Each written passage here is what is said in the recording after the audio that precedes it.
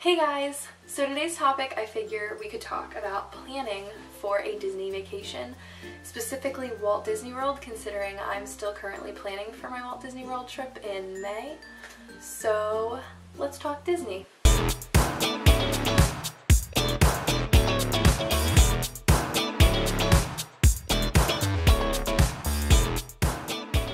So first of all, before I begin, I'd just like to say that planning for a Disney vacation is very important because although most vacations you want to sit back and relax, Disney, although it has its aspects where it can be relaxing, it's not completely relaxing. It's a theme park. You're going to want to go out and have fun, and it's just going to be more exciting and more enjoyable if you have things planned ahead of time.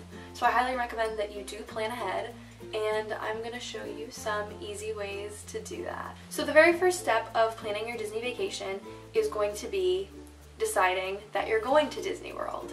Once you decide that you're going to Disney World, the first thing I recommend you do, especially if you've never been, I've been multiple times and I still got one of these. It is a Disney Park Vacation Planning DVD. I'll bring it a little closer. So basically what this is it gives you a little booklet with some information in it, and it gives you a disc. You can also opt for the online version if you don't want it in mail, but I just got mine through mail. Basically, it just talks you through different things like what certain parks have to offer, how the fast passes work, how your magic bands work, things like that. So I highly recommend, especially if you've never planned a Disney vacation before, to get one of those. It's also good for things like Disneyland or any Disney resort, Disney cruises, they offer them for all of those. So after you've got your Disney planning DVD, your next step is to decide when you want to go. Personally, I believe that when you want to go is the most important part of your Disney vacation. It's really going to depend on your family and your preferences. So for example, I know that I don't really want to be standing in lines or standing through the hot weather. I know I've been in August before and it's just brutally hot. They do their best to try to keep you cool in the lines, but there's no guarantee that it's going to work like that. So I do highly recommend that you do look at those. There are a few websites, actually a lot of websites, that offer calendars for basically how crowded it's going to be. Basically, it's going to be more crowded towards any major holiday or any major Disney event. Things such as Disney Dapper Days, things like Christmas, Halloween, Thanksgiving. I'm not so sure about the smaller holidays. I've heard mixed signals on Memorial Day weekend, how it can be bad and other people say it's not. So I'm not really sure about ones like that, but I do know any of the major holidays, it really is. You figure summer, kids are out of school, so it is going to be crowded, but there are certain down months, like the beginning of May, more like spring months, that aren't going to be too bad. So if you don't want to face the crowds, I highly recommend that. But there are websites, like I said, that will show you. I might put some of them in the description. It'll just lay out what are your busier months. So if your family is really into the whole Christmas thing and you guys want to go for Christmas or for Mickey's Not So Scary Halloween Party, I highly recommend you do it. I know it's something I still want to do. Also, another side note, just know that whenever you do decide to go to Disney, don't expect there to be no lines, no wait, or anything like that, because Disney is always crowded, so there will be crowds. Just know that it is a little more crowded in certain months. Another crowd factor, as well as temperature-wise, if you're not really into standing in the heat, you might want to go in a winter month.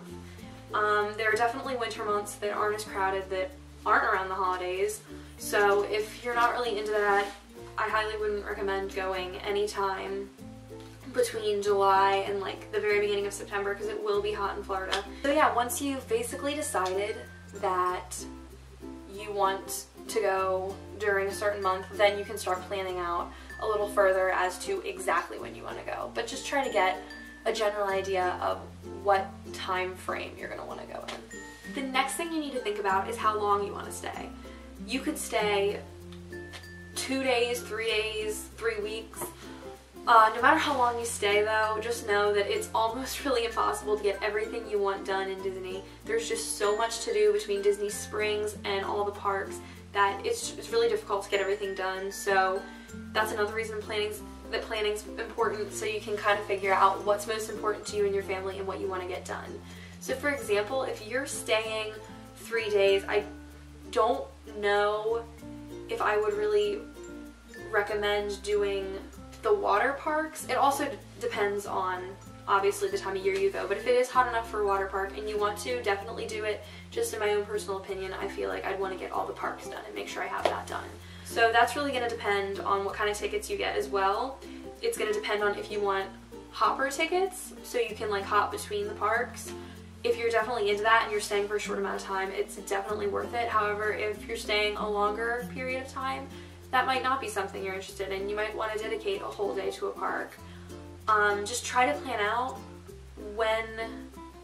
how long you're going to stay and exactly where you want to be while you're staying. Next, you're going to decide whether you want to stay on Disney property or off Disney property. And if you do stay on Disney property, you're definitely going to want to figure out exactly where you want to stay. Disney has tons of resorts. They're all great. You can go value to villa. There are just so many options, and their most recent hotel, Art of Animation, has family suites, so if you're definitely traveling with a bigger family, that works perfectly for bigger families, so I would recommend getting one of those rooms. But it doesn't really matter where on Disney property you stay. I truly think that a lot of their hotels are really nice. Even the value resorts are really good.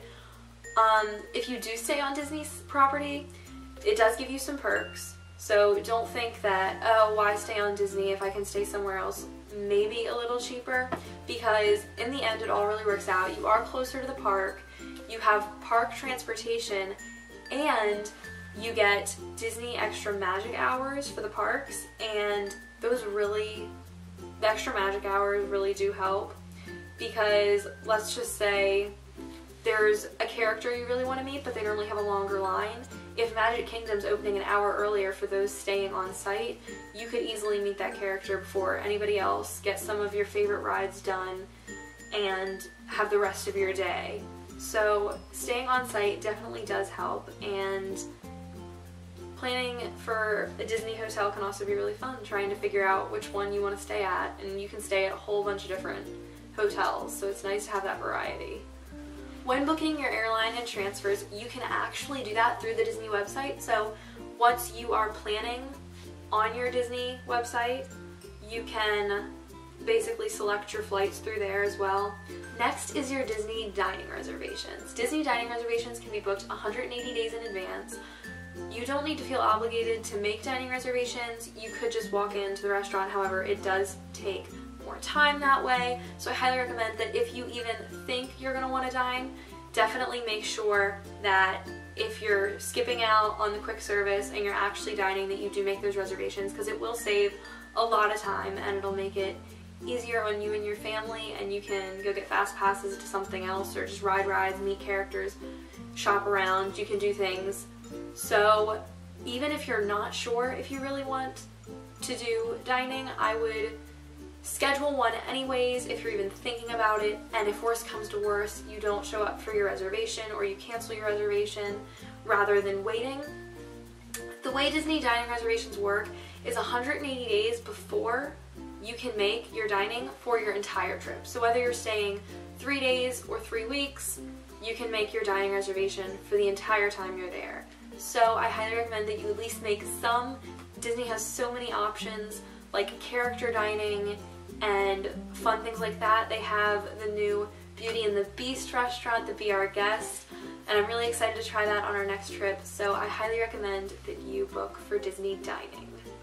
Next up will be your Fast Passes. Fast Passes can be booked 60 days in advance, which is currently what I'm waiting to book, are my Fast Passes. So Fast Passes, I know you're probably thinking, wow, I can book them really far in advance, but how do I know what I'm going to want to ride that day? Well, just try to figure out what rides you think are going to have longer waits. However, booking Fast Passes in advance also means more planning, so you're going to want to know what parks you're going to be in at what day, Once again, that'll depend on if you have a hopper or not, if you're doing water parks. So figure out what days you want to do which parks. There also are calendars that tell you what days parks will be less crowded. So certain days throughout the week, I know for example, Magic Kingdom tends to be a big one that's really busy on the weekends. So definitely you'd probably want to choose a different park on a weekend.